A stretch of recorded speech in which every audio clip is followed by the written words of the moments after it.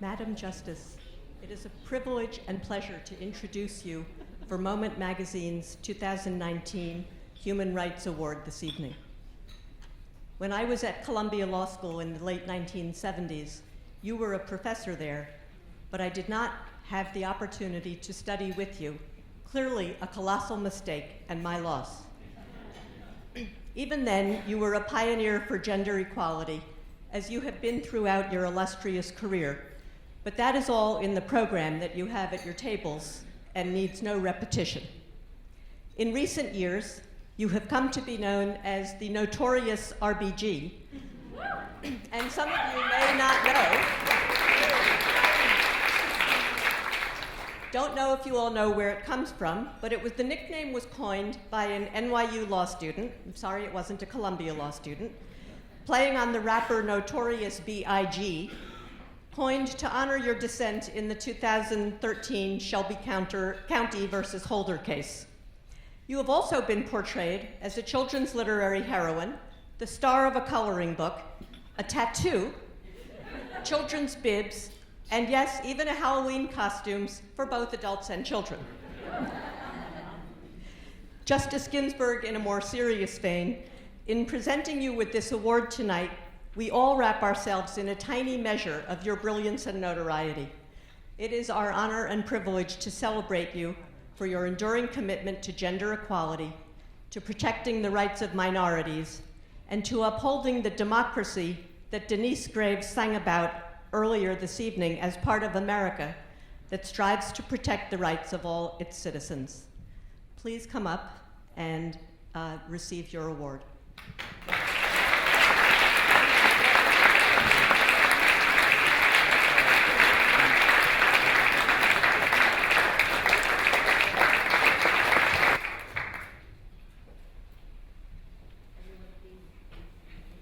Is this working all right? You all hear me? For tonight's festivities, please join me in applauding Moment Magazine, a journal Nadine Epstein has made both informative and lively. Moment is filled with well-written articles on issues of constant and current importance to Jews and to all concerned with the well-being of the State of Israel. Applause too to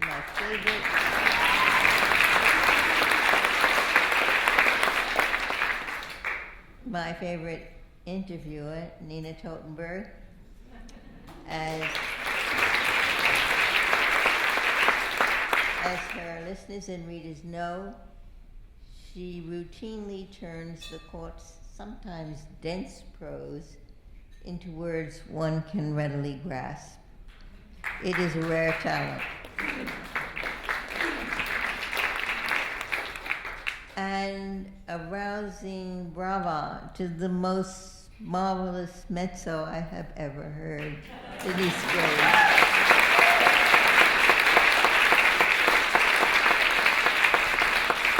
Her glorious voice garners standing ovations worldwide, and I am so glad she was with us tonight.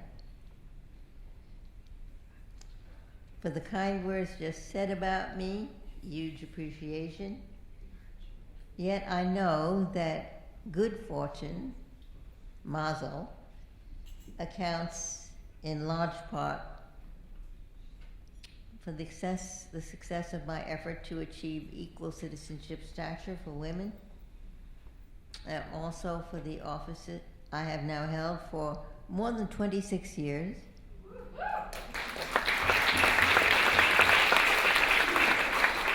And most recently for the notorious RBG. I am sometimes asked, who were your role models? The term role model was not yet in vogue in my childhood. But thinking back, I recall two Jewish women, both raised in the USA, whose humanity and bravery inspired me in my growing up years. First, Emma Lazarus, elder cousin to the great jurist Benjamin Nathan Cardozo. Emma Lazarus was a Zionist before that word came into vogue. Her love for humankind, and especially for her people, is evident in all her writings. She wrote constantly from her first volume of poetry, published in 1866 at age 17, until her death from cancer far too soon at age 38. Her poem, The New Colossus, etched on the base of the Statue of Liberty, has welcomed legions of immigrants, including my father and grandparents, people seeking in the USA shelter from fear and long for freedom from intolerance. My next inspirer, Hadassah founder Henrietta Szold. Born in 1860, 11 years after Emma Lazarus, Szold lived until 1945. My mother spoke of her glowingly. Szold, too, was a Zionist even before Theodore Herzl came on the scene. Among her many undertakings, she started night schools to teach English and trades to waves of Jewish immigrants coming from Russia and other Eastern European countries. That was in the last decades of the 19th century and the first decades of the 20th century. My father, born near Odessa, arrived in New York in 1909 at age 13. He was the beneficiary of a night school of the kind sparked by Henrietta Szold. Szold particularly impressed me because she knew how to say no better than any other person whose words I have read. She had 7 sisters, but no brother. When her mother died, a man well known for his community spirit, Chaim Peretz, offered to say the Kaddish, the mourner's prayer, that, as Nina and I discussed, the ancient custom that could be recited only by men. Szold responded to the caring offer in a letter dated September 16, 1916. You can read it in full in 4 centuries of Jewish women's spirituality, and most recently in a soon-to-be published English translation of a biography of Szold, written by Israeli author Devorah Hakom. The key passages.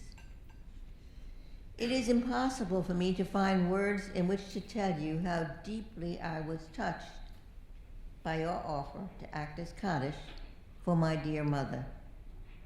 What you have offered to do is beautiful beyond thanks.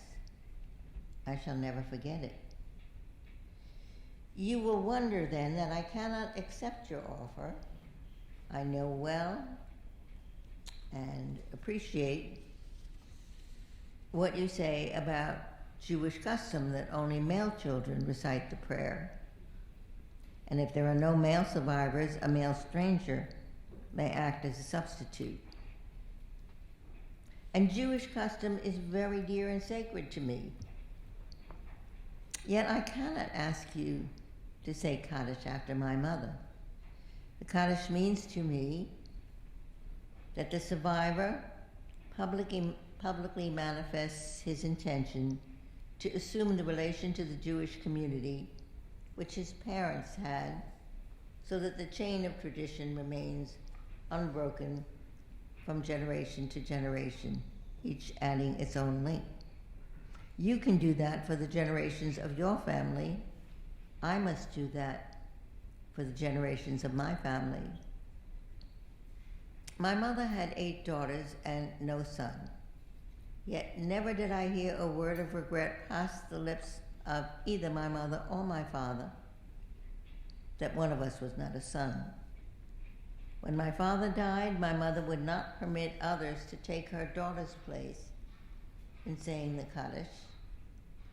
And so I am sure I am acting in her spirit when I am moved to decline your offer, but beautiful your offer remains nevertheless. And I repeat, I know full well that it is much more in harmony with the generally accepted Jewish tradition than is my or my family's conception. You understand me, don't you? Szold's plea for celebration of our common heritage while tolerating, indeed appreciating, the differences among us concerning religious practice is disarming. Don't you agree? I was asked some years ago by the American Jewish Committee to supply a statement on how my heritage as a Jew and my occupation as a judge fit together. I responded this way. I am a judge, born, raised, and proud of being a Jew. The demand for justice, for peace, for enlightenment runs through the entirety of Jewish history and Jewish tradition. I hope in all the years I have the good fortune to continue serving on the bench of the Supreme Court of the United States, I will have the strength and courage to remain steadfast in service of that demand. Again, 1,000 thanks for tonight's honor, and every best wish to all involved in making Moment Magazine a journal non-pareil.